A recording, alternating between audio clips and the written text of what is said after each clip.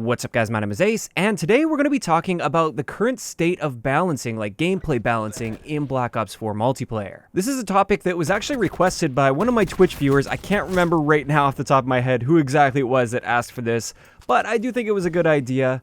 They wanted to know which weapons I feel needed to be buffed and nerfed in order to achieve a better weapon balance overall. And initially I was thinking, I probably won't do a video on that, but then I thought to myself, I think this would be a great idea because I haven't really done any positive videos regarding Black Ops 4 for a while now, and that's just because I've been so upset with how they've been handling the business side of things with this game. I still really hate the fact that they lock weapons in supply drops. I still absolutely despise that, but that's besides the point of this. I'm actually quite excited to bring you guys a more positive video today, and the reason it's going to be positive is honestly, out of the weapons that I have at least on my account, and I've actually had a substantial amount of playtime with, I think we're in a pretty good place when it comes to overall weapon balance in Black Ops 4. At least when it comes to multiplayer. I can't really comment on Blackout because I very rarely play Blackout these days, so I really wouldn't be a good source of information for that. But multiplayer-wise, I think we're in a good place. I was going through the weapons list and looking at SMGs, for instance. I feel every single SMG in its current state is a very viable gun. Same thing goes with assault rifles. I think every assault rifle in the game right now is viable, and I feel like I could do just fine with. It turns out this applied to all of the weapon categories, with the exception of sniper rifles. Admittedly, I'm not the most experienced with sniper rifles, and therefore, I just kind of stay away from that, and I'm not going to comment on the state of sniper rifles. But for every other gun in multiplayer, I honestly feel every single one of them is viable in their own way. Now, of course, some guns rise to the top, and that will always be the case. Unless you make guns statistically identical to each other, some guns are going to rise to the top and be the better guns in the game. So I'm not saying that all guns are 100% level playing field all the time, and I'm not saying that there aren't like upper tier and lower tier guns. But having said that, I feel like currently the difference between the upper tier and the lower tier weapons is actually balanced quite well in the game's current state, to the point where I really don't think any guns need any serious nerfs or buffs. Now, is there room for maybe a couple little minor tweaks here and there on some weapons? I think always. I think there's always some room where you could really fine-tune some minor aspect of the game.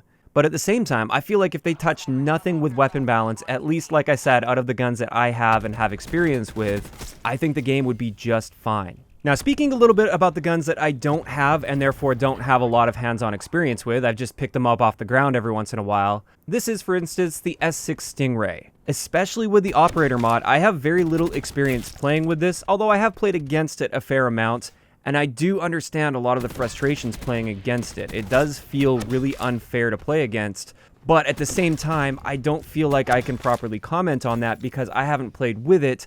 I don't know what's going on the other side of that gun, and who knows, maybe it is a really difficult gun to use, and I just happen to be running up against a highly skilled player that's really playing to the advantage of that weapon. So when it comes to those weapons that I simply don't have experience and don't have a way of getting experience with, aside from like borrowing somebody's account, which I'm not going to bother with, that stuff is still up in the air for me, and who knows, maybe that does need a massive nerf.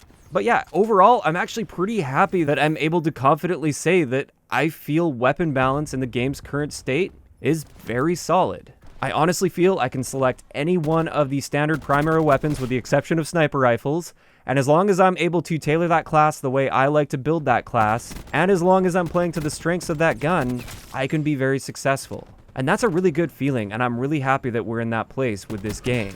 Now, I did want to take this a little bit further though. That's just talking about weapon balance, and like I said, I think that's in a good place. However, when it comes to other gameplay elements like specialists or perks, for instance, I think there's definitely still room for improvement.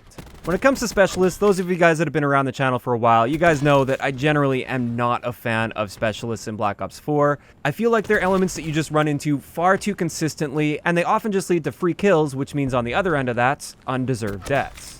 The main problem I have with them is the frequency. Like, I didn't have too much of an issue with specialists from Black Ops 3, at least for the most part, because you didn't run into them consistently like all the time throughout a match. Whereas in Black Ops 4, since you not only have specialist abilities, but you also have that special issue equipment, you just run into this stuff far too often, and I just generally don't like it.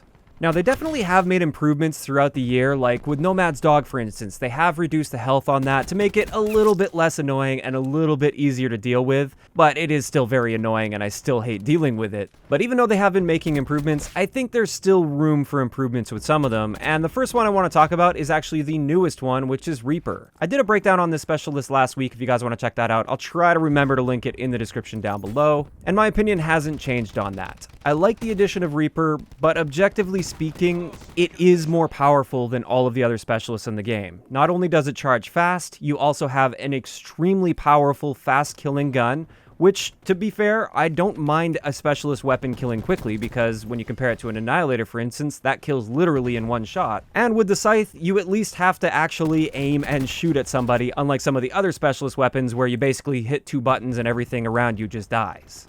It's more so the fact that it charges very fast compared to a lot of the other specialists, most of the other specialists. It lasts for a full 45 seconds, which is a long time in Call of Duty terms. You can run around the map for 45 seconds, potentially killing the same player over and over again with the same specialist use. And to top that off, you have a ton of ammo. You have 150 rounds with a 2-shot kill weapon. So if it were up to me, when it comes to the Scythe, I would cut down on either the ammo count, or I would make it so every time you get a kill, it cuts a few seconds off of your duration. So as you keep getting more and more kills, your Scythe will end up running out faster and faster. That would still allow you to kill quite a few enemies. You could still do a ton of damage with that Scythe, but I think that would help bring it a little bit more in line with the other specialist abilities in the game. Additionally, with Reaper, now that we've got some playtime with it, that Radar Shroud, I do feel could use a bit of a duration nerf. Now, admittedly, I personally don't have a huge problem with the Radar Shroud. Normally, it's fairly easy to deal with, and also not too difficult to locate if you're really looking for it. However, when you start putting it side by side with a lot of the other special issue equipment, like Recon's Sensor Dart, it's pretty clear to me that the Shroud is more powerful and impactful to the overall game.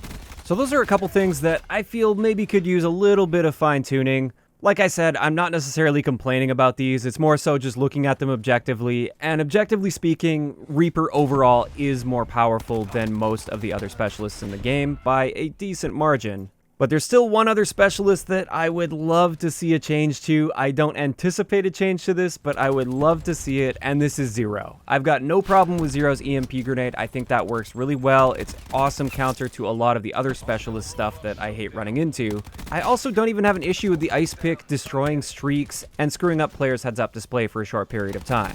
I think in that sense, Zero is just fine. My problem is still the fact that she can literally steal higher-end streaks and use them against the players that actually earn them. That's something I don't think my mind will ever change on. I just fundamentally disagree with the idea of having someone's rewards literally stolen and used against them to take them off of their streak that they've been actually working hard and earning. I'm fundamentally against that. I would be totally fine if the ice pick destroyed attack choppers, for instance, just like it does with snipers' nests, but I don't think lethal streaks at least should be able to be hijacked by Zero. So if it were up to me, I would make that change. I would make it so UAVs and counter UAVs could be hacked and she could actually hijack that. But when it comes to lethal streaks, I would make it so the ice pick can only destroy those streaks. So when it comes to specialists, those are definitely the ones that I personally would focus on if it were up to me to be balancing the game. Now there's also one perk I wanted to talk about. I have mentioned this before, but I feel like it's been a while and it's time to bring it up again. This is the Ghost perk. I do think the Ghost perk should be more powerful than it currently is, because as it is right now, the Ghost perk literally only works as you're sprinting. The moment you stop sprinting, the Ghost perk doesn't work for you anymore, and I do feel it should be more forgiving than it currently is. To be clear, I do prefer a Ghost perk that does require you to be on the move in order for it to be active, so that'll discourage people from just like sitting in a window or sitting in a room or sitting in a random corner and being completely off the radar all the time. But I do feel it should be significantly more forgiving than it currently is in Black Ops 4, because in its current state, I feel like it's a completely useless perk. Another thing that I feel just makes it useless is the fact that we have the Fog of War system, so even if you are sprinting, if you happen to be within one enemy's Fog of War, the entire enemy team can see you anyways. So I think it would be a great change if they just made the Ghost perk more forgiving, where you don't have to be at a full sprint for it to be activated. You could just be moving around sort of normally, and as long as you're covering some distance within a certain amount of time, then you'd be okay. I think the threshold right now is way too strict, and also I would make it so it doesn't immediately deactivate the moment you stop moving. I think it should give you a few seconds, so if you need to get a reload in or you need to just stop for whatever reason, just for a couple seconds, your perk isn't going to be completely wasted at that point. But of course, that's just my opinion. I think it would be great to make that stealth playstyle a little bit more viable, because with Black Ops 4, it doesn't really cater to stealth play at all. In fact, I feel like stealth play has kind of been lost in this game. And a little bit of a buff to the Ghost perk I think would go a long way with expanding the gameplay possibilities for you. But that's just me and my list of things that if I were in charge of multiplayer balancing, I would make some adjustments to. Like I said at the beginning, I'm actually quite happy that it's not really a super extensive list by any means, and I think Black Ops 4 is actually in quite a good state when it comes to balancing for what it is. If it were really up to me in the early development stages, I would have completely just scrapped specialists, but that's unrealistic and far too late, so obviously I did try to keep my suggestions at least somewhat reasonable. But of course, that's just my opinion. I'd like to know in the comment section below, what do you guys think about the current state of gameplay balance within Black Ops 4 multiplayer? When it comes to weapons, do you think that the weapon balancing is in a pretty good state, or do you think stun guns need a serious nerf or a serious buff? And same thing goes with specialists and perks. Do you think there should be adjustments in those areas? Just let me know those thoughts in the comment section down below. If you enjoyed the video, a like rating is always appreciated, and don't forget to subscribe for more if you haven't already. I'll talk to you guys next time.